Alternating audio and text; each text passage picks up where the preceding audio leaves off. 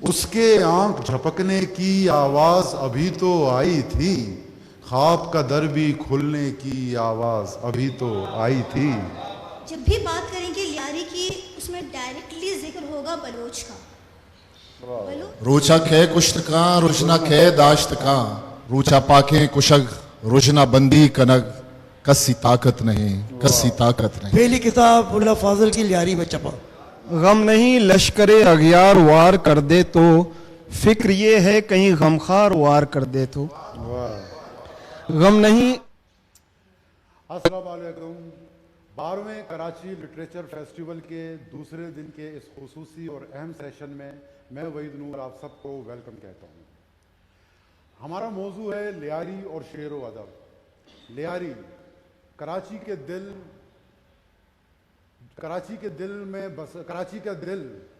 سندھ کا دل کراچی اور کراچی کے جنوب میں واقع ایک محنت کشوں اور مزدوروں کی بستی لیاری، جس کا سماجی، ثقافتی، سیاسی کردار اس شہر کی ترقی میں، اس کے تہذیبی عمل میں ہمیشہ نمایاں اور اہم رہا ہے۔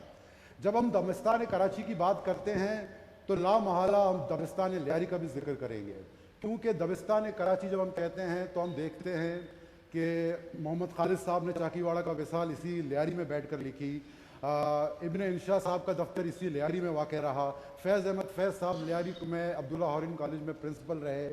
تو دبستان کراچی بھی بنیادی طور پر دبستان لیاری کے ساتھ ہی رہا ہے، منسلک رہا ہے۔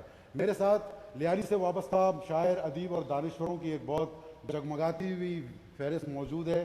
زاہدہ رئیس راجی صاحبہ 4 کتابوں کی مصنف ہے، افسانہ، ناول، شعر و ادب، اور اس کے علاوہ ان کا ایک ادارہ ہے باس کے نام سے، جہاں وہ بہت ہی اہم بلوچی کتابوں کو PDF کے ذریعے کوئی پڑھنا چاہے تو ان کا ادارہ اس پہ کام کرتا ہے۔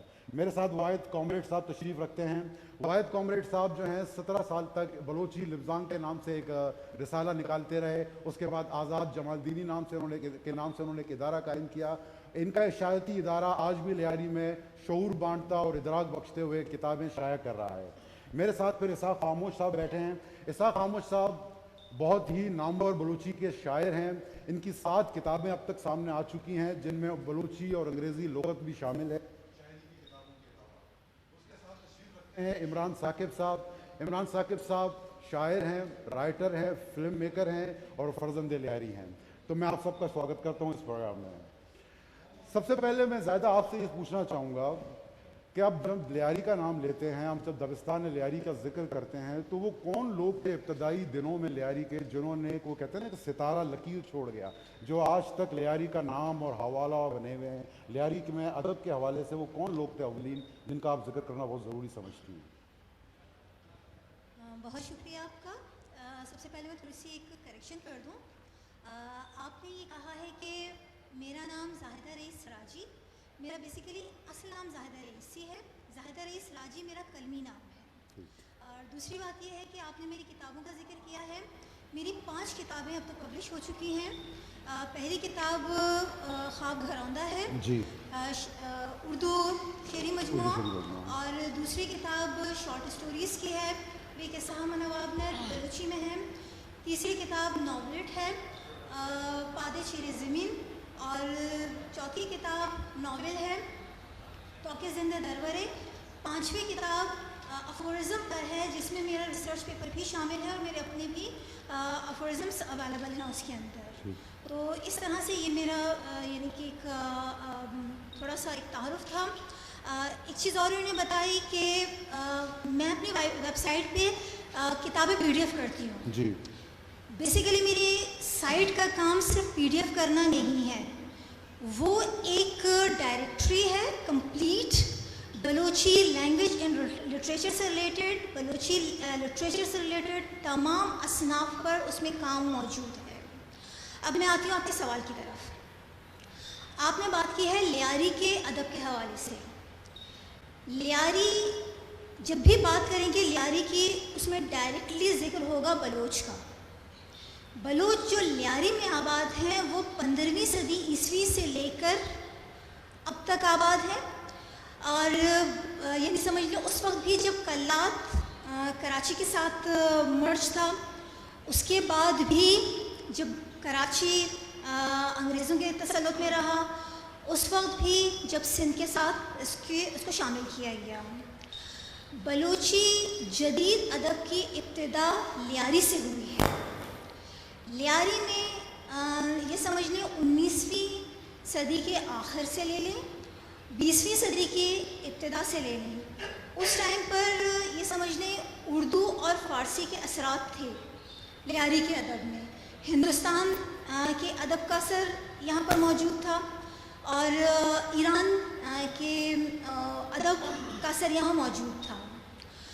سب سے پہلے یہ سمجھ لیں کہ یہاں پر جتنی لیاری کے اندر ادب سے کے علاوہ سیاسی تحریکیں بھی چلتی رہی ہیں, ادبی تحریکیں بھی چلتی رہی ہیں. جدید ادب کی ابتدا, جس طرح میں نے آپ سے کہا کہ بلوچی کے جدید ادب کی ابتدا لیاری سے ہوئی ہے. پہلے بلوچی کے جو اصناف سخن تھے, چاہے ہمارے اس سے پہلے کے دور میں قدیم شاعری رہی ہو, ہمارا جو ادب تھا وہ شاعری پر بیس کرتا تھا, وہ تمام کے تمام اصناف سخن یہاں پر آ کر تبدیل ہو گئے. ایک طرح سے بیرونی جتنے بین الاقوامی اصناف تھے وہ سب کے سب یہاں پر ان کا تعارف ہوا. بلوچی میں یہاں پر غزل گوئی کی شاعری شروع ہوئی. 1922 میں ملنگ شاہ نام کے صوفی شاعر گزرے ہیں, وہ بلوچی کے پہلے غزل گو شاعر کی صورت میں سامنے آئے ہیں.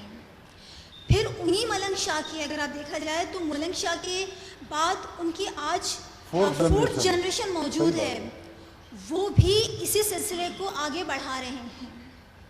اسی طرح سے ملنگ شاہ کے بعد اس دور میں ہمارے محققین نے ویسے تو صرف ملنگ شاہ کو 1922 سے لے کر 1949 تک صرف انہی کو یعنی کہ سامنے لے کر آئے ہیں کہ وہ غزل گو شاعر ہیں.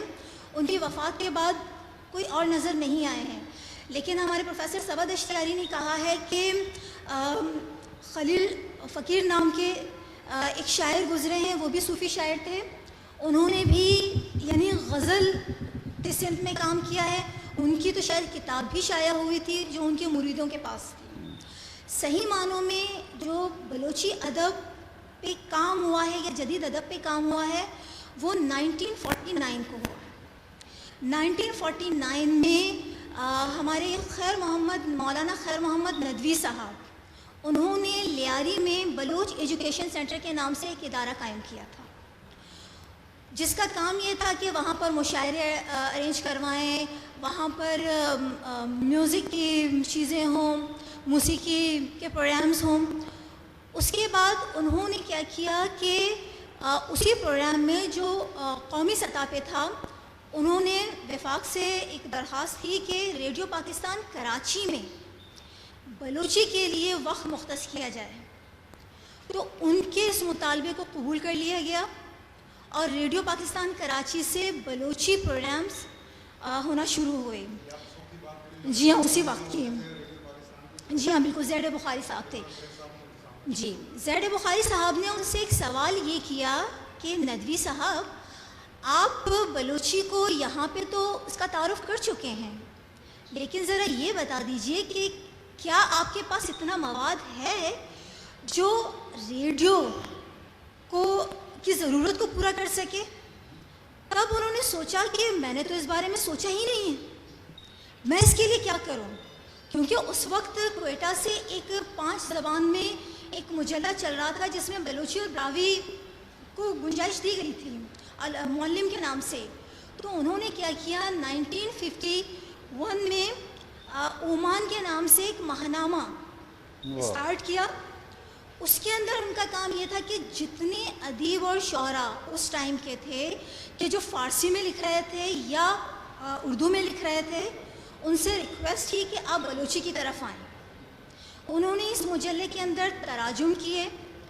انہوں نے لوگوں سے کہا آپ چاہے ترجمے لکھیں, چاہے اپنے تبازات لکھیں. پھر اسی لیے عمان کی جو 10 سال تک جو عمان چلتا رہا ہے, عمان اس کے اندر یہ سمجھ لیں اردو اور بلوچی دونوں طرح کے تخلیقات کو جگہ دی گئی. عمان نے بے شمار نئے شعراء متعارف کرائے. آپ ان میں سے یہ دیکھ لیں کہ جیسے ان میں سے چند کے نام جو مجھے شاید یاد نہ رہے تو میں نے یہاں پہ لکھ لیے ہیں. جی, ओमान के शोरा में उन्होंने मौलवी मोहम्मद हुसैन, मौलवी मोहम्मद उमर, मुल्ला मुसा, अब्दुल खालिक बीए, मोहम्मद इसाक शमीम, दोस्त मोहम्मद बेकस, अब्दुल हकीम हग्गो, मोहम्मद हसन आजिज़, अब्दुल खालिक आफाकी, अहमद ज़हीर, अहमद जिगर, मुराद साहिर, खैर मोहम्मद नदवी, ज़हूर शाह हाशमी, अब्दुल समद अमीरी और बेशुमार। ये तो बहुत बड़े बड़े नाम हैं सारे जो बात के। वाह वाह। बिल्कुल। तो एक तरह समझ लें इब्तिदा इस तरह से हुई। अच्छा, ओमान के अंदर अफसाने लिखे गए, बलोची अदब में पहली मर्तबा अफसाने इसी दौर में लिखे गए, इसी दौर में नॉवेल्स लिखे गए, इसी दौर में ड्रामे लिखे गए, इसी दौर में गज़लों पे काम हुआ, फिर गज़लों की मुख्तलिफ़ हियतों पे काम हुआ, इसी तरह से नज़मों पे काम हुआ, नज़मों की मुख्तलिफ़ हियतों पे काम हुआ, रुबाई पे काम हुआ है, हाइगो पे काम हुआ है। फिर ये सिलसिला चलता रहा है। पहले ओमान का ज़माना था, फिर 60s में महताक बलूची आया, ठीक है। आज़ाद जमालदीनी जो हैं तो नौशी बलूचिस्तान के, लेकिन वो उस दौर में लियारी नहीं आए और यहीं से उन्होंने महताक बलूची, यहीं ली मार्केट से उन्होंने स्टार्ट किया। फिर महताक बलूची और ओमान में सबसे बड़ा फ़र्क ये था कि ओमान तो 2 ज़बानों में था। उससे पहले के जो कोयटा से चल रहा था मुजल्ला, वो 5 ज़बानों में था, लेकिन जो महताक बलूची थी वो सिर्फ एक ज़बान यानी बलोची में थी। और ओमान की निस्बत इसमें ज़्यादा क्वालिटी मटीरियल सामने आने लगा। इसमें तनक़ीद पे बहुत काम हुआ, इल्म तनक़ीद इस दौर में सामने आया। और इसी तरह से लसानियात पे, बलोची लसानियात पे काम हुआ, बलोची रस्मुल ख़त पे काम होना शुरू हुआ। और ये वो दौर था कि अभी तक रस्मुल ख़त अपने फ़ाइनल स्टेज पे नहीं पहुंचा था। तो ये समझ लें कि इब्तिदाई दौर में अगर मैं ये कहूँ, ओमान के बाद महताक बलूची जो जब तक कराची में रही, उसके बाद उलुस, फिर समझ लें 15 रोज़ा ज़माना। अच्छा, 15 रोज़ा ज़माना भी 2 ज़बानों में थी, लियारी से ही वो शुरू हुआ था। उसमें भी बलूची और उर्दू को पैरेलल चला रहे थे। अच्छा, इसी दौर में बलोचों में ख़वातीन का अदब सामने आया। बानुल दश्तियारी जो बलोचों की एक तरह से पहली खातून हैं कि जिन्होंने जदीद अदब में न सिर्फ नस्र में काम किया है बल्कि बलोची गज़ल में ज़्यादा काम किया है। मनी हाल मकां जुस्ता मनी दोस्त, गमा गिराने न दिल दुरुस्ता मनी दोस्त, बानुल दश्तियारी। मैं बिल्कुल, आपने बताया हमें ज़बरदस्त तरीके से कि कौन लोग थे ये, मगर मैं भी थोड़ा चाहूँगा कि इसहाक साहब से भी उधर उनका रिव्यू ले सकूँ थोड़ा सा। इसहाक, आप तो बहुत कमाल शायरी करते हैं, बहुत मशहूर मारूफ शायर हैं हमारे बलूची के। आप बलूचिस्तान की बलूची शायरी और लियारी में होने वाली बलूची शायरी या दीगर शायरियों को किस तरह देखते हैं आप? दोनों में कोई ख़ास फ़र्क नज़र आता है आपको? बहुत बहुत शुक्रिया वहीद नूर साहब। मैं अकबर बारिकज़ई के एक नज़म से स्टार्ट करूँगा। क्या बात है। रोचा खे कुश्त का रोजना खे दाश्त का, रोचा खे कुश्त का रोजना खे दाश्त का, रूचा पाके कुशग रोजना बंदी कनग, कसी ताकत नहीं, कसी ताकत नहीं। वहीद नूर साहब, आपने बलूचिस्तान की शायरी की बात की और लियारी की। मैं समझता हूँ कि जिस तरह जायदा ने बात की शायरी के हवाले से, अगर आप जदीद शायरी की बात करें तो जदीद शायरी की इब्तिदाई यहीं से, लियारी से, कराची से हुई है। जिस तरह जदीद गज़ल की आप बात करते हैं तो इनकी इब्तिदा 1922 या 1923 के ज़माने में हुई मलंगशाह से। और उसके साथ एक और नाम आता है जलाल फ़कीर का। जायदा ने खलील फ़कीर का नाम लिया, जलाल फ़कीर ने। और जब इब्तिदाई ज़माने की आप बात करते हैं तो मतलब अगर शायरी की आप बात करते हैं तो ये 50 के बाद से मतलब जदीद शायरी यहाँ से शुरू हुई है, कराची से। और वो भी रेडियो पाकिस्तान के जो प्रोग्राम होते थे खैर नदवी के ज़माने में, उस वक्त अच्छा इससे पहले जो ओमान की बात कर रही थी जायदा साहिबा, इससे पहले बहुत पहले 1932 को मोहम्मद उमर सरबाजी साहब جس نے پہلی مرتبہ قرآن شریف کا بلوچی میں ترجمہ کیا ہے. محمد عمر سربازی عبد الصمد سربازی صاحب نے, ان کا ایک رسالہ نکلتا تھا البلوچ کے نام سے, اور غلام محمد نور الدین کی معاونت سے یہ رسالہ نکلتا تھا. اس سے پہلے 48 سے 49 سے پہلے, یہ 1932 کی بات ہے. تو ادب کی جو مطلب ابتدا ہے باقاعدہ مطلب لوگ لکھتے رہے ہیں, لکھنا شروع ہوا تو یہ 1932 کے بعد سے. اور جب آپ نے بلوچستان کی شاعری اور یہاں کی مطلب شاعری کی بات کی, وہاں تو یہ ہے کہ بلوچستان میں جب ہم شاعری کی بات کرتے ہیں تو ہم ملا فاضل کو یاد کرتے ہیں, شیش غولان کو. جو یہ وہ شاعری ہے کہ وہ 15ویں یا 14ویں صدی سے مطلب لوگوں کے سینہ در سینہ ہم تک مطلب منتقل ہوئی ہے. اور آخری وقت کی مطلب شاعری کی مطلب کلاسیکل کی بات کرتے ہیں, ملا فاضل ہے, ملا قاسم ہے. اور جدید شعراء کی اب بات کرتے ہیں تو وہ بھی مطلب یہیں کراچی سے جو جتنے رسالے نکلے ہیں شروع کے زمانے میں, عمان کے بعد 56 کو مہتاک بلوچی, مانا بلوچی کے نام سے. آپ سمجھے کہ مانابا بلوچی کا جو دفتر ہوتا تھا وہ لیاری میں ایک علم و ادب کا گہوارہ ہوتا تھا. اور وہاں سے 1950 کی دہائی میں بلوچستان سے جو نوجوان آتے تھے پڑھائی کے لیے تو ان کا اٹک بیٹک اسی دفتر میں ہوتا تھا. تو یہیں سے مطلب بلوچی جو جتنے شعراء تھے, جس طرح عطا شاد ہے, اور نثر کے حوالے سے حکیم بلوچ ہیں, صورت خان مری صاحب ہیں, نعمت اللہ گچکی صاحب ہیں, امان اللہ گچکی صاحب, یہ تو بات کی ہیں.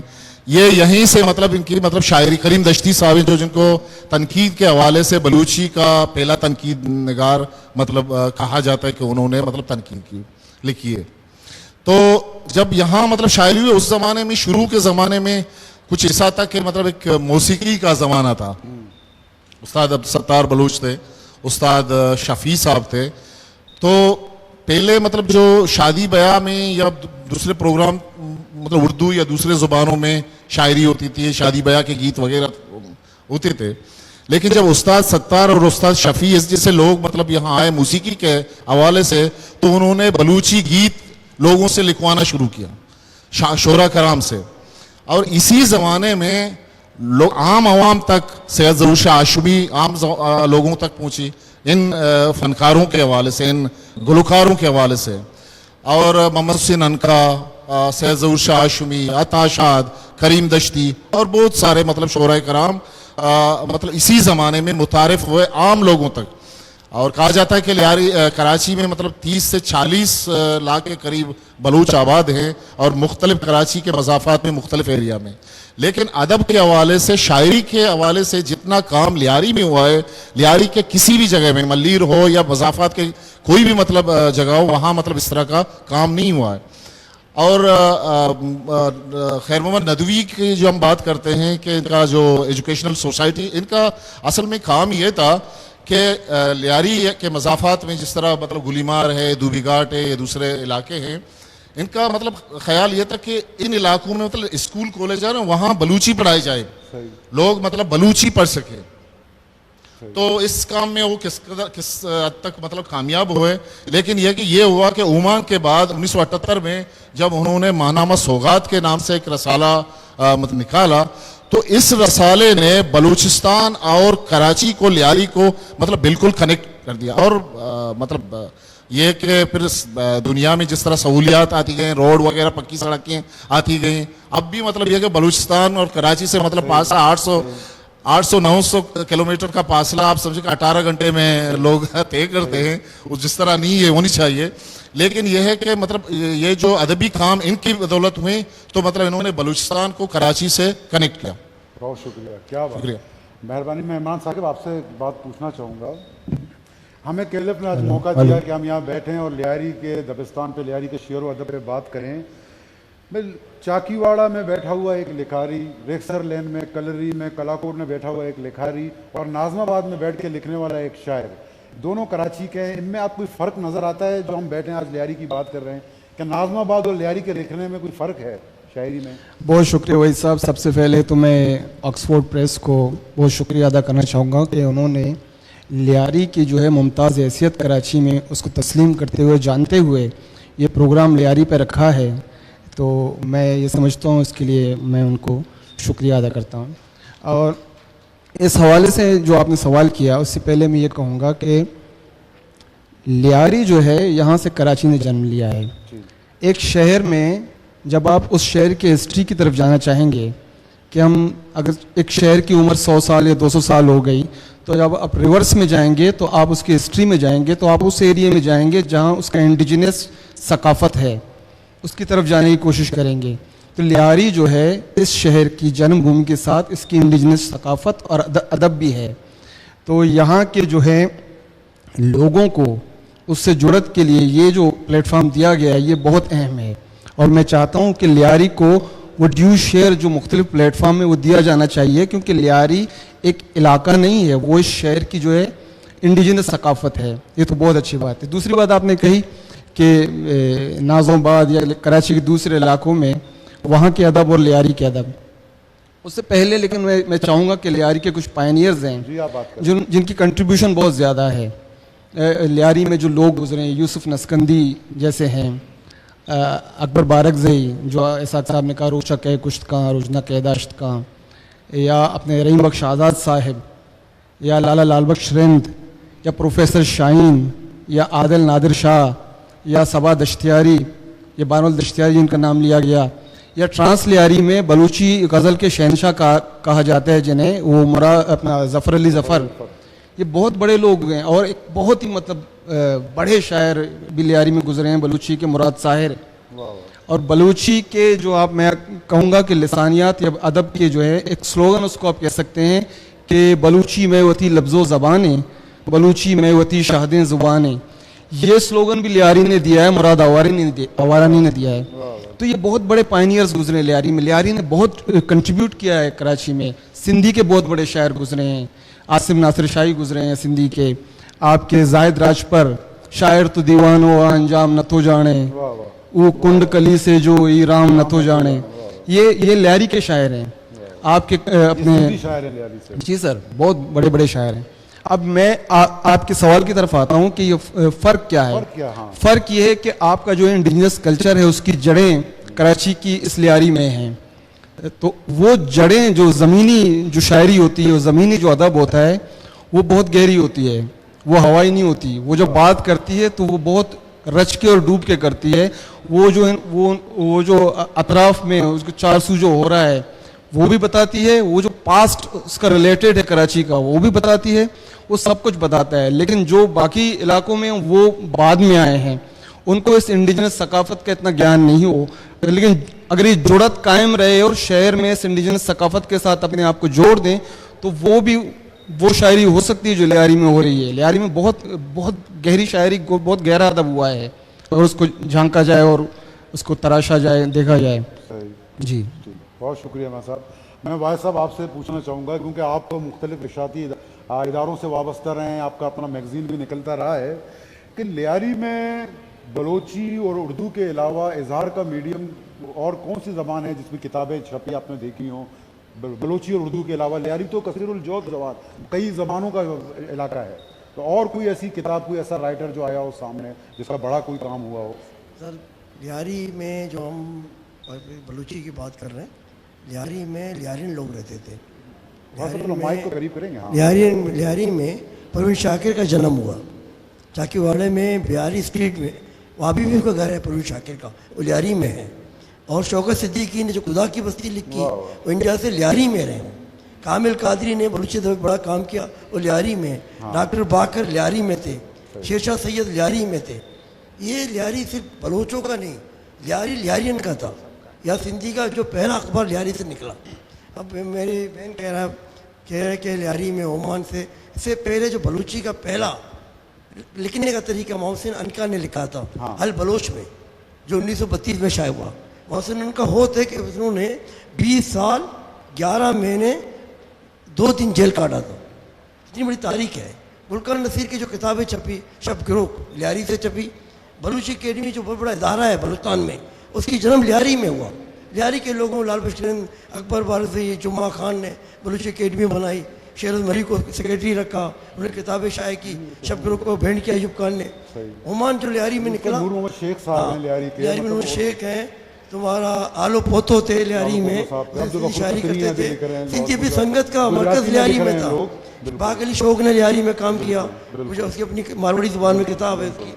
تو یہ لیاری اتنا وسیع تھا اور علم و ادب کا. اور لیاری میں مزدوروں کا بڑا لیڈر ہوتا تھا نارائن داس، وہ سر کے بیٹے لیاری میں ہوتا تھا.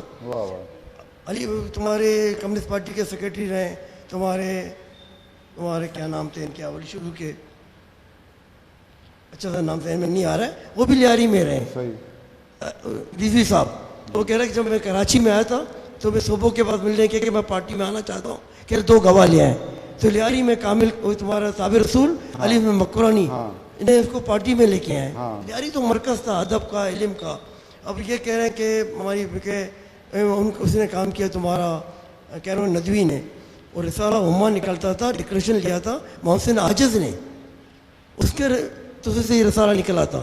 اور ریڈیو میں جو شروع میں گئے لوگ، اس میں تمہارا ولی محمد پریس والا، اس کی پرنٹنگ پریس تھا لیاری میں، دہلی پرنٹنگ پریس جو مشہور ادارہ تھا اس کا.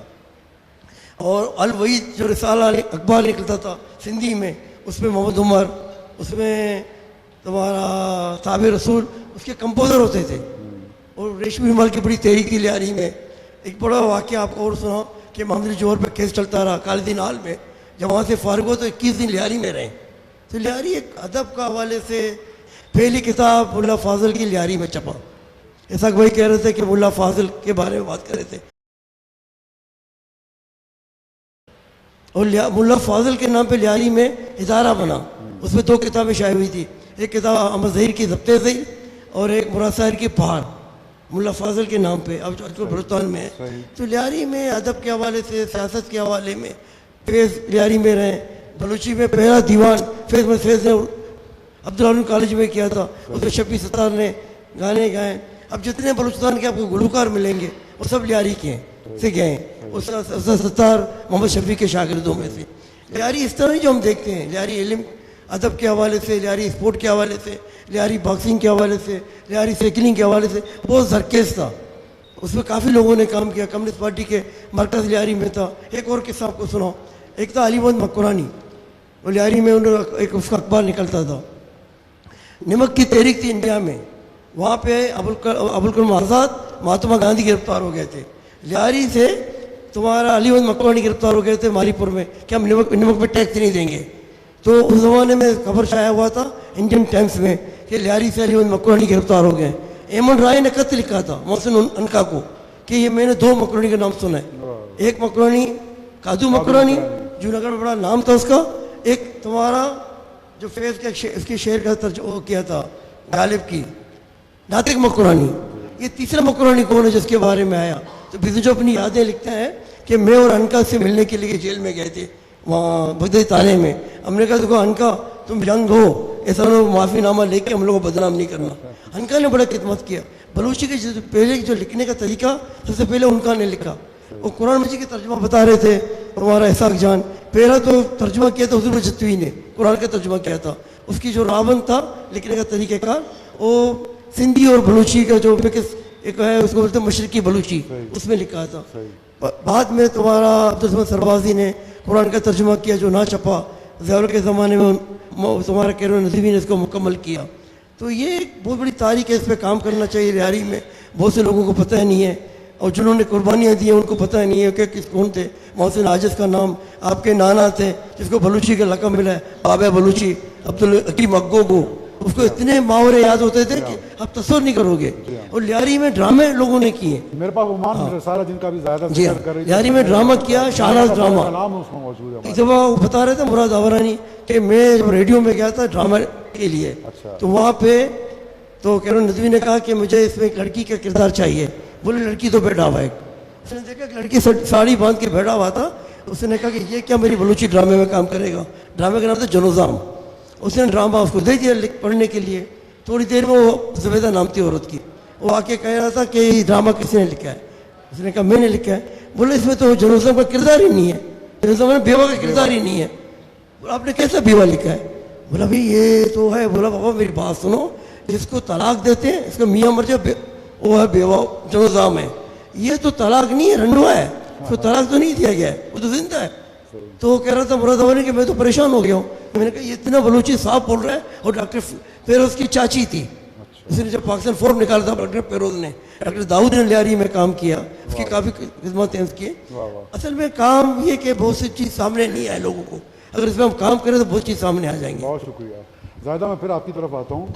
आपने बानुल दश्तियारी का जिक्र किया, आप भी हमारे सामने मौजूद है. बानुल दश्तियारी से लेकर के आज ज़ाहिदा रईस राजी तक, इस दौरान मतलब लियारी की जो निस्फ है, यानी कि मैं ख़वातीन की बात कर रहा हूँ, और कोई ऐसा ख़वातीन में कोई नाम लियारी में जो आया हो अदब के हवाले से या फिक्शन के हवाले से, शेर व अदब के हवाले से या फिक्शन से, तो लियारी की ख़वातीन. सर पहले मैं आपके सवाल का जवाब दे दूँ, हाँ, या जो सवालात मेरी बातों को वहाँ डिनाई किया गया है पहले उनकी वजाहत कर दूँ? आप मेरे सवाल का जवाब दे दें, फिर उसकी भी वजाहत हो जाएगी. अच्छा ठीक है. साथ साथ में बानुल दश्तियारी के बाद 2-3 ख़वातीन दरमियान में आई हैं. एक महजबीन नाम की लिखारी थी और वो शायरी भी करती थी. और कुछ मैगज़ीन्स में उनका कलाम आता था, उनकी तहरीरें आती थी. इसी तरह से नाज़ली नाम की खातून थी, वो लिखा करती थी. और ये मैं लियारी के हवाले से बात कर रही हूँ. नस्र करते थे, ये नस्र और शायरी दोनों इसमें शामिल है. अच्छा, यहाँ पर एक चीज़ मैं आपको थोड़ा सा करेक्ट कर दूँ कि आपने फोकस किया है लियारी, तो काइंडली यहाँ पर लियारी से रिलेटेड बात हो, मैं चाहूँ तो मैं गौहर मलिक को यहाँ शामिल कर सकती हूँ, ठीक है, लेकिन मैं नहीं करूँगी. इसके अलावा वहाँ पे काफ़ी सारी ख़वातीन हैं बलूची में, कराची के अंदर ही बहुत सारी मौजूद हैं, मलिर डिवीज़न में मौजूद हैं, लेकिन मैं यहाँ सिर्फ़ और सिर्फ लियारी को फोकस कर रही हूँ. तो लियारी में बानुल दश्तियारी के बाद एक बहुत बड़ा गैप नज़र आया है. फिर 80s के अंदर जैसे मैंने आपको बताया नाज़ली का काम नज़र आया है, फिर महजबीन के नाम से उनका काम नज़र आया है, और उसके बाद एक बहुत बड़ा गैप था, तो फिर मेरा काम सामने आया है. मेरी तहकीक के मुताबिक हो सकता है मेरी तहकीक नाक़िस हो, मुझे और मज़ीद कोई ख़ातून इस फील्ड में नज़र नहीं आई है, स्पेशली लियारी के हवाले से. हानी बलोच की किताब आई है लियारी से. शायरी की उसकी बात कर रहे हैं, नस्र की बात कर रहे नस्र में आई है, हैं, क्योंकि बानुल दश्तियारी हेल्थ के हवाले से, ख़वातीन के हेल्थ के हवाले से हानी कामिल वाहिद, हानी वाहिद की किताब आई है. उसने भी तकरीबन मुख्तलिफ मज़ामीन पे काम किया है. उसने हेल्थ के हवाले से काम किया है, उसने शॉर्ट स्टोरीज़ पे काम किया है. उनकी एक ही किताब अब तक आई है, शायद दूसरी तीसरी अभी भी आ जाए. फिर इसके अलावा ये समझ लें कि लियारी में ख़वातीन के हवाले से थोड़ा बहुत काम है, ज़्यादा काम वाज़ेह नहीं है, या हो सकता है वो अभी पब्लिकली सामने नहीं आया है, ये मुमकिन है. ठीक, बहुत शुक्रिया, थैंक यू. अच्छा, अब मैं ज़रा आप कुछ वजाहत करना चाह रही थी? वजाहत करना चाहूँगी. जैसे अल बलोच के बारे में कहा गया, अल बलोच उर्दू वर्जन था 100%, उसकी 10 कॉपीज़ मेरे पास मौजूद हैं. अगर यकीन ना आए तो जाके bast.com की वेबसाइट से उनको डाउनलोड करके देख लीजिएगा. वो बलूची की किताब नहीं थी. दूसरी बात यह है कि जब मैंने बलोच लफ्ज़ इस्तेमाल इसलिए किया कि लियारी का ताल्लुक, जब भी लियारी की बात होगी कभी ये नहीं कहा जाएगा कि सिंधी स्पीकिंग बंदा, कभी ये नहीं कहा जाएगा उर्दू स्पीकिंग बंदा. हालांकि लियारी में तमाम अक़वाम रहते हैं, तमाम अदब के तमाम ज़बानों के अदब को रिप्रेजेंट करने वाले मौजूद हैं. लेकिन जब कभी भी आप मीडिया पे सर्च कीजिए गूगल पे, जब आप कहेंगे लियारी, सामने आ जाएगा बलोच. गैंगवार की बात हो तो बलोच, कोई भी चीज़ हो तो बलोच. तो ज़ाहिर है यहाँ पर फिर बात हम बलोच की ही करेंगे. वैसे तो अयाज कादरी साहब भी हैं सिंधी, वैसे तो फैज़ अहमद फैज़ साहब ने कितने सारे हमारे बलोच यंगस्टर्स को अदब के फील्ड में लेकर आने में उनका बहुत बड़ा हाथ है. फैज़ अहमद फैज़ साहब के बहुत सारे फैंस हमारे लियारी में थे और वो ख़ुद लियारियंस को पसंद करते थे, रहनुमाई करते थे. मुराद आवारानी साहब से उन्होंने कहा था, जब वो उनके साथ थे तो उनको कहा था कि भाई हमारे कॉलेज में आप लेकर आएँ बलोची म्यूज़िक के जो फ़नकार हैं उनको लेकर आएँ. फिर उन लोगों को प्रमोशन दी. प्रमोशन किस तरह? उनको रेडियो में मुतारिफ़ करवाया. जब टीवी का ज़माना आया तो टीवी के भी उन्होंने मुतारिफ़ कराया. ये बात नहीं है कि नॉन बलूचिस का कंट्रीब्यूशन नहीं रहा है, कंट्रीब्यूशन रहा है. लेकिन जब हम बात कर रहे हैं लियारी اور ایک عام جو فکر کی بات کر رہے ہیں کہ جو کہا جاتا ہے کہ یہ بلوچ ہے، تو میں نے اس کے حوالے سے وضاحت کی. اور ایک چیز اور کہا گیا ہے کہ اکبر بارکزئی آئے اور بہت سارے لوگ آئے. ایک چیز آپ کو بتا دوں، اکبر بارکزئی کا زمانہ یہ سمجھ لیں 60s کے بعد کا ہے، 70s کا دور کہہ لیں. جب آپ نے مجھے یہ کہا تاریخ، تو تاریخ وہاں سے شروع ہوتی ہے جہاں سے لکھی جاتی ہے. بالکل ایسے ہی ہے. بات کی چیز بلوچی اکیڈمی کی بات کی گئی کہ بلوچی اکیڈمی کی بنیاد لیاری میں ہوئی. میں مانتی ہوں، کیونکہ کچھ دنوں پہلے ہی مستاق کے نام سے ان کے ایک پہلے مجلے کے اوپر میں نے ایڈریس دیکھا تھا، میر محراب خان شہید روڈ، تو وہ تو میرے گھر کے قریبی ہے. تو سب سے بڑی بات یہ ہے کہ جو چیزیں جس سیکوینس سے آ رہی ہیں اگر ان کو اس انداز سے بیان کیا جائے تو زیادہ بہتر ہے. اگر دل آزاری ہوئی تو معذرت چاہتی ہوں. آپ نے ابھی بات کی کراچی کے حالات پچھلے کچھ 10-12 عرصوں میں بڑے خراب رہے، بدامنی رہی کراچی میں، اور لیاری بھی کراچی کا ایک حصہ رہا ہے. تو عمران ثاقب، میں آپ سے یہ سوال پوچھنا چاہتا ہوں کہ لیاری کے جو برے حالات تھے، بگڑی ہوئی حالات نے لیاری کے ادب کو متاثر کیا یا اس کو زیادہ پوش کیا، آگے آیا، کیا ہوا؟ ادیب کا کیا ہے اس میں؟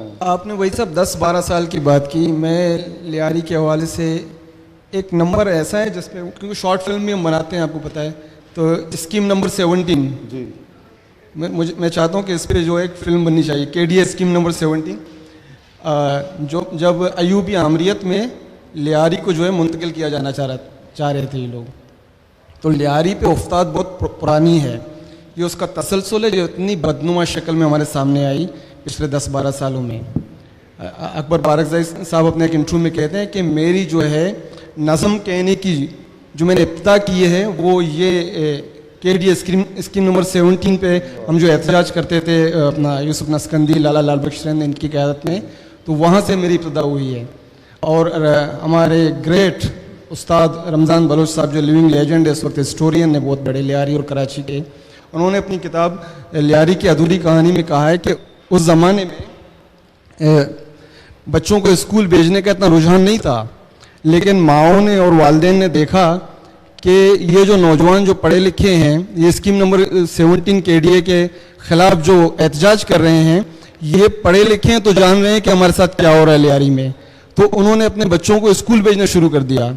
یہ جو شعور ہے لیاری کا. تو آپ آتے ہیں اس طرف لیاری پہ جو افتاد ہے، افتاد آیا، اس میں لیاری کے ادب کتنا متاثر ہوا؟ سر یہ مسلسل چلتا رہا، ادب بھی اس کے ساتھ چلتا رہا، لیکن لیاری کا ادب ہمیشہ مزاحمتی رہا ہے. سروائیول کی جنگ رہی ہے لیاری کے ادب میں، ترقی پسند ادب رہا ہے. اور آپ نے حوالہ دیا محمد خالد اختر صاحب کا چاکی واڑہ میں وصال کے حوالے سے، ٹھیک ہے. انہوں نے چاکی واڑہ میں وصال لکھی، گو کہ اس کے کردار لیاری کے نہیں تھے، لیکن چاکی واڑہ کی اہمیت تو تھی نا. اور اس کے حوالے سے فیض صاحب نے کیا کہا؟ فیض صاحب نے کہا کہ 2 حوالے ہیں، ایک تو یہ کہ اردو کی سب سے بہترین ناول ہے، اور دوسری یہ کہ کچھ لوگ کہتے ہیں کہ 10 بہترین ناولوں سے اسے قرار دیا گیا ہے، جو سٹائر تھا. گو کہ منٹو صاحب کو اس سے اختلاف ہے. فیض صاحب پھر 1972 میں لیاری آئے عبداللہ ارون کالج میں. ان کو یہ چاہ جگی، شاید چاکی واڑہ میں وصال پڑھ کے 1964 کی ناول ہے.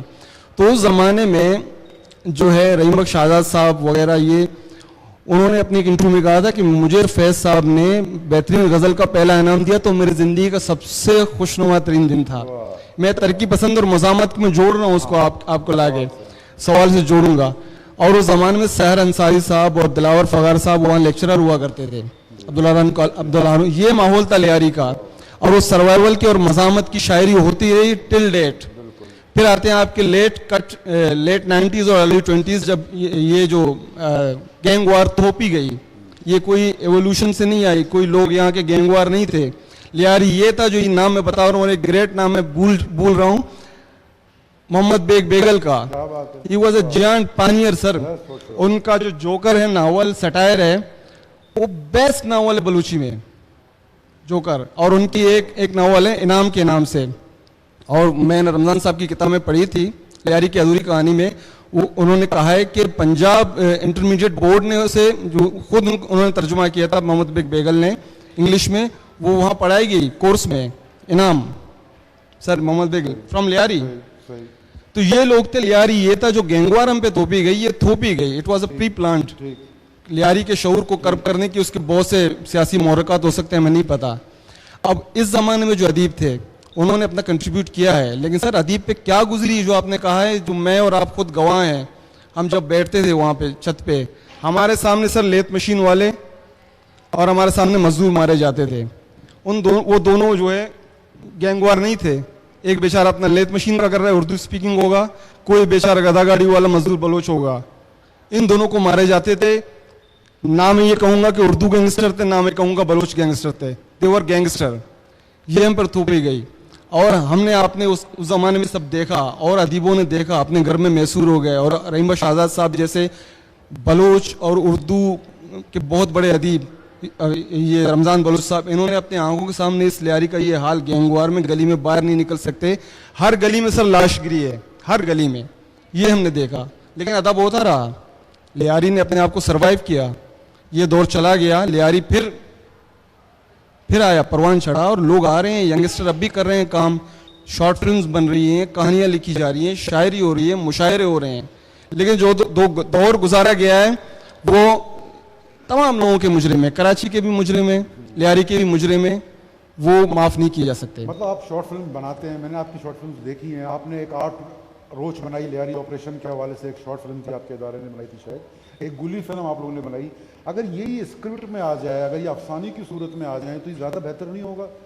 ये तो पूरा वाकई उस अरसे को डिफाइन करते हैं, मगर मुझे कोई बड़ा अदब लेटन में नज़र नहीं आ रहा गैंगवार के बाद, कराची गैंगवार के बाद. ये आपकी बात बिल्कुल सही है, क्योंकि इस पे लिखे गए हमारे जो नौसाद शॉर्ट फिल्म बनाई, अगर यही अफसाना या नॉवेल की सूरत में आ जाए तो मैं समझता हूँ कि बहुत अच्छा. नौसाद फिल्म्स के हमारे प्लेटफॉर्म से बनी थी, जो 8 रोज है अशतरोज. ये सर वो ऑपरेशन था जो असलम चौधरी की सरबराही में पुलिस ने की थी. लियारी पे 15 लाख की आबादी को मैसूर किया था और ऐसे लग रहा था पूरा कराची से कट हो गया था. मीडिया भी उस तरह कवरेज नहीं दे रही थी.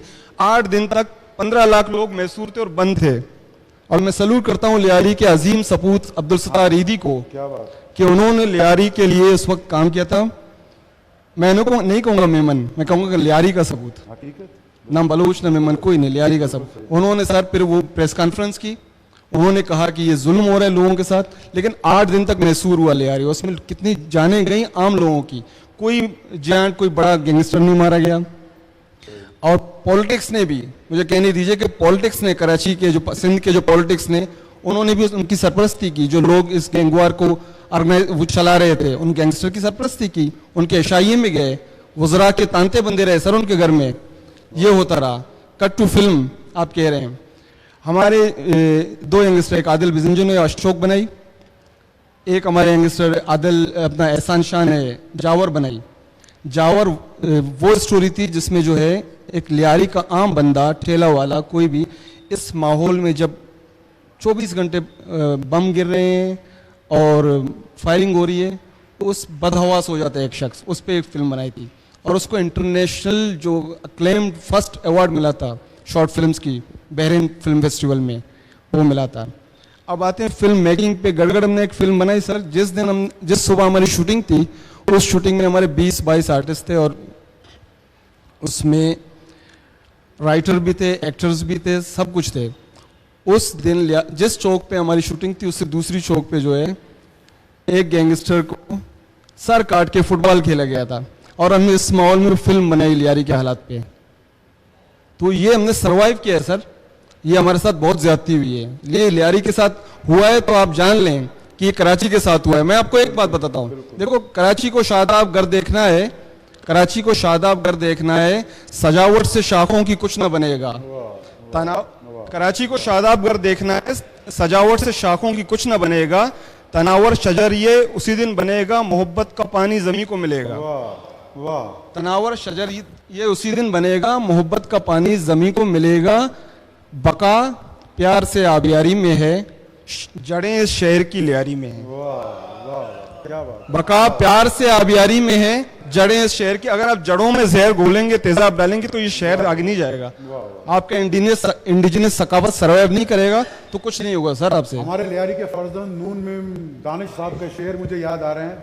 मैं रेजा रेजा तो होता हूँ हर शिकस्त के बाद, मैं रेजा रेजा तो होता हूँ हर शिकस्त के बाद, मगर निढाल बहुत देर तक नहीं रहता.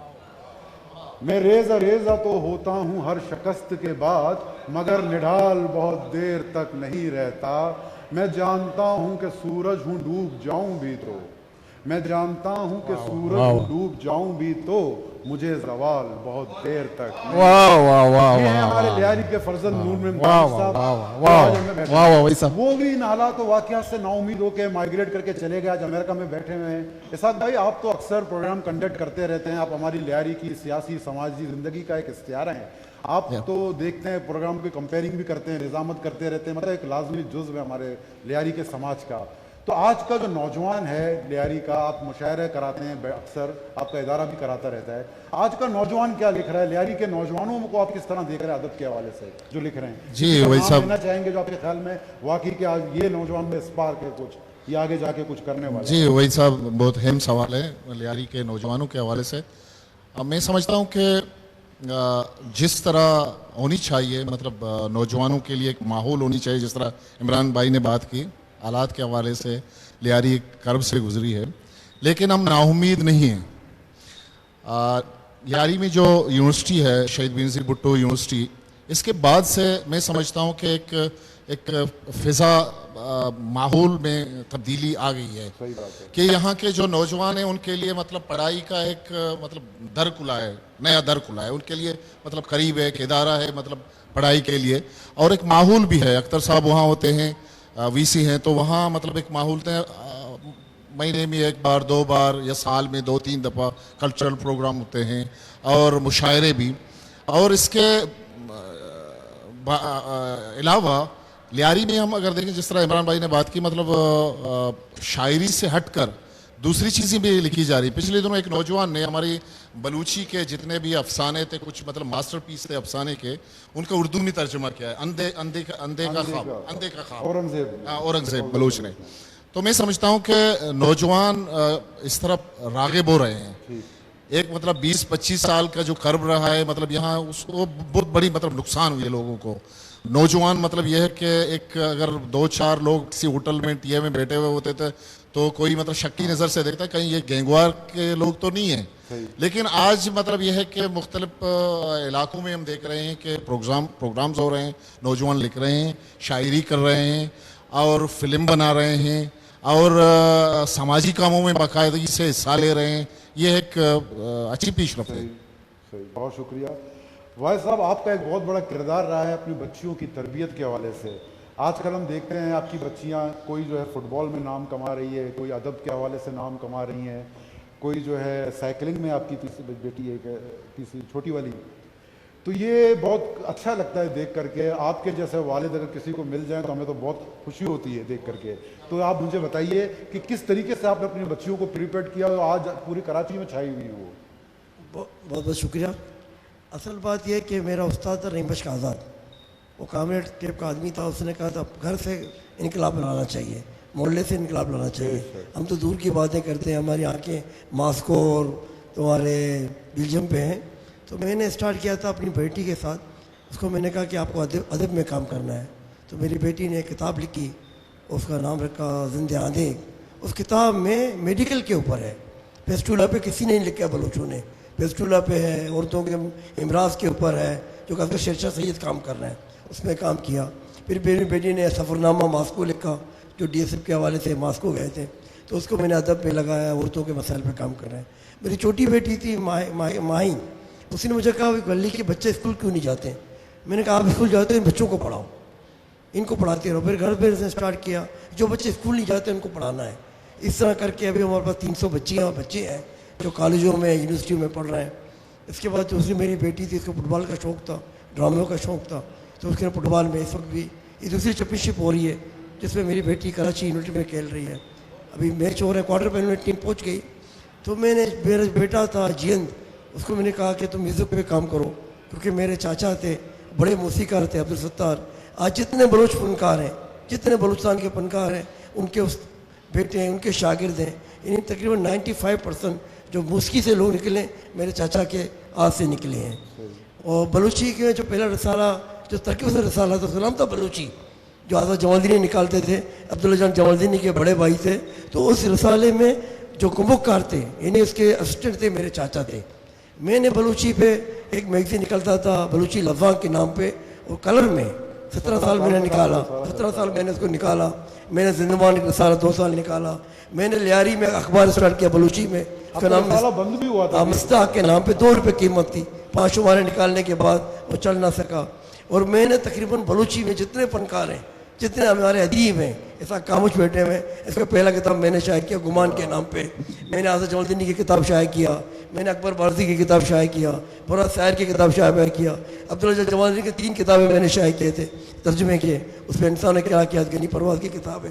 میرے خیال میں نے بلوچی میں اردو تو کم 80 کتابیں ابھی تک میں نے شائع کی ہیں جو بڑے نامور شاعروں کے تھے. اور ملا فاضل کی, ملا فاضل بہت بڑے شاعر ہیں, اس کی کتاب میں نے شائع کیا. اور بلوچی میں جو کلاسیکل شاعری کی کتاب ہے میراث, وہ میں نے شائع کیا ہے. یعنی یہ بہت بڑی تاریخ ہے. اور میں نے محاوروں پہ کتاب شائع کیا. میں نے ناول جو نل توار بلوچی کی پہلا ناول ہے. ایک تو ناول ہے نازک, یہاں پہ میری جو بچی کہہ رہی ہے کہ آپ وہ کر رہے ہیں, میں وہ نہیں کر رہا ہوں, تاریخ کو غلط وہ کیا گیا ہے. بلوچی کہہ رہے کہ البلوچ آپ کے پاس ہے, البلوچ کے بعد المکران نکلا, مکران کے پاس تمہارا بلٹن جدید نکلا. البلوچ کے جو نکالنے والے 3 لوگ تھے, مولوی محمد عثمان, غلام نور الدین اور عبدالصمد سربازی. غلام نور الدین میرے دادا ہیں. کل میں گیا تھا برپت کے پاس جو سیکھا تھا اس کے ماں کا انتقال میں, کہ میں نے جو لیاری میں سیکھا تیرے دادا کے سیکھا. تو بھائی صاحب ہمارے ٹائم مجھے اشارہ دیا گیا ہے کہ ٹائم تھوڑا ختم ہے. کافی تو بات ہے. فخر حارث صاحب بیٹھے ہوئے, کشور نائک صاحب, انور حسین صاحب, حارث علی کا اگر تھوڑی سی شاعری لیاری سے, لیاری کے لوگوں کی جھلک. میں زاہدہ رئیس ہمارے ساتھ, زاہدہ رئیس راجی بیٹھی ہیں, ہر جگہ جاتی ہیں, لیاری کی نمائندگی کرتی ہیں پاکستان سے لے کر سویڈن تک. اگر آپ ہمیں کچھ سنا دیں, پھر عمران ثاقب سے اور اسحاق سے بھی سنتے ہیں کچھ, پھر اس کے بعد ہم پروگرام کو وائنڈ اپ کرتے ہیں. زیادہ مطلب وقت کم ہے, اگر آپ مختصر سی کوئی اچھی سی اپنے پسند سے سنا سکتی ہیں تو میں سنا دیتا ہوں. ٹھیک, ہاں چلیں. میں جب تک زاہدہ رئیس راجی ڈھونڈ رہی ہیں کوئی اچھی سی نظم, میں افتخار بھائی اور آپ لوگوں کی اجازت سے. اس کے آنکھ جھپکنے کی آواز ابھی تو آئی تھی, اس کے آنکھ جھپکنے کی آواز ابھی تو آئی تھی, خواب کا در بھی کھلنے کی آواز ابھی تو آئی تھی.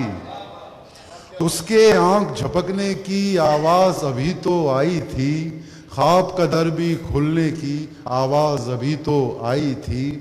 کس نے کہا تھا جان دینے کی رسم کبھی کی ختم ہوئی, کس نے کہا تھا جان دینے کی رسم کبھی کی ختم ہوئی, پروانوں کے جلنے کی آواز ابھی تو آئی تھی.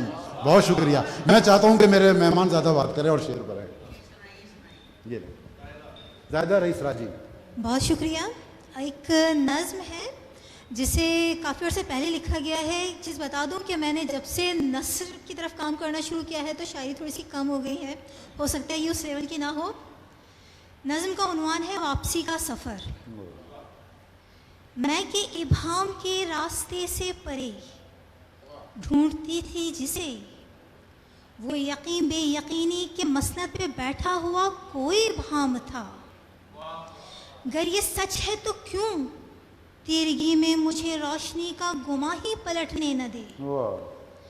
ہم نے مانا کہ ہر لوٹنے کا سفر اپنے اندر تھکی یاد کی گٹریاں باندھ کر جب پلٹنے کی رہ پر چلیں, کرب لمحوں میں بے ضبط موتی بھی پلکوں پہ آ کے تھمیں. ہم نہ چاہیں گے لیکن تعاقب میں ہوں گی وہ پرچھائیاں, خواب راہوں پہ پھیلی وہ تنہائیاں.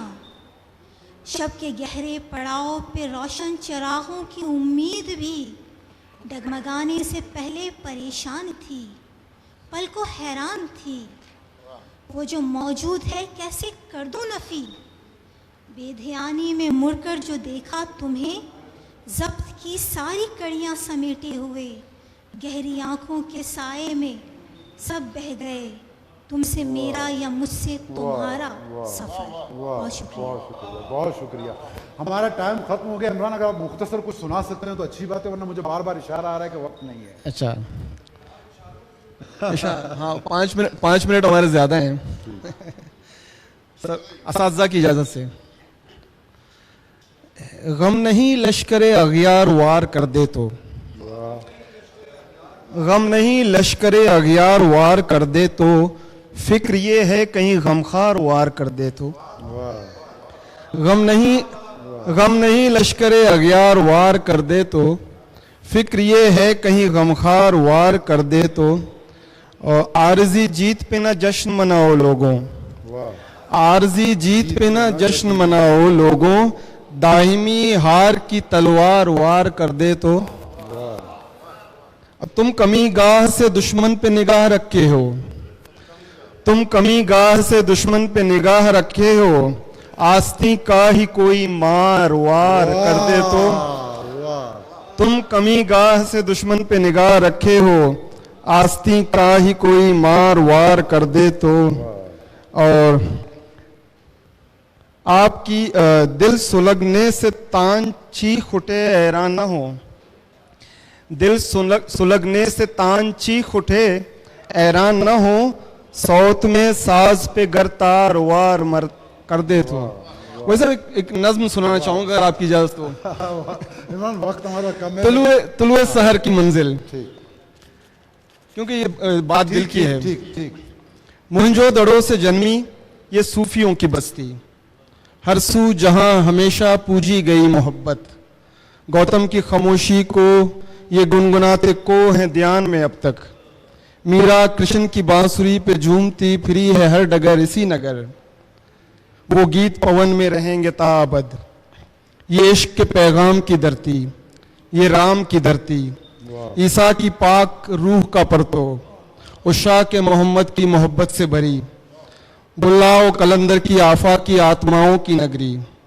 داتا گرو نانک کی خوشبوؤں سے رچی خوشحال و شاہ لطیف کے اشعار کی پوار سے لبریز یہ توکلی کے رقص کا جہاں ہنگلاج کا یہ آستاں درویش یہ دھرتی کن وحشیوں کے ہاتھ لگ گئی کیا بات ہے درویش یہ دھرتی کن وحشیوں کے ہاتھ لگ گئی یہ جہل کے جتھے بیزار خرد سے فکر سیاہ سے سج گئے اور روشنی کو تج گئے افکار نو کی ذوق کو یہ راکھ بنا کر علم کی شمع بجھا کر اب زندگی کے کینوس پر آگ لیپ کر پھرے ہیں جا بجا آوارہ سگوں کی طرح بے پرواہ کہ جہاں کہیں بھی کوئی سائنسی سوچ گر نظر آئے تو وہیں کاٹ دو اسے یہ سیاکار درندے کہ جن کے پیچھ پہ ہے دست بالا دستوں کا یہی روشی روا رکھیں گے کسی ذہن میں کوئی سائنسی کومپل نہ ہوگے کہیں پہ فن و خوبصورتی کی بات نہ ہو نہ علم کے علم سے 400 چراغاں ہو مگر یہ جانتے نہیں کہ زندگی تو روشنی کی سمت جائے گی یہ سیاہی بری طرح شکست پائے گی طلوع سحر کی منزل ضرور آئے گی واہ واہ واہ بہت شکریہ اسحاق صاحب 2 شعر اگر آپ سنا دیں پھر اس کا ہم پروگرام ختم کرتے ہیں 2 اشعار آپ کے بھی ہونے چاہیے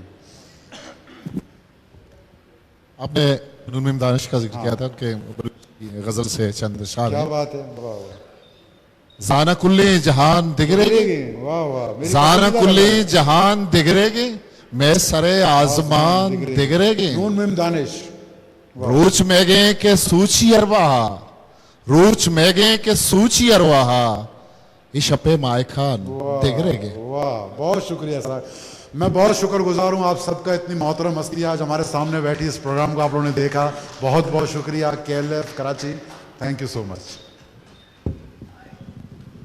منت وارشن دوستان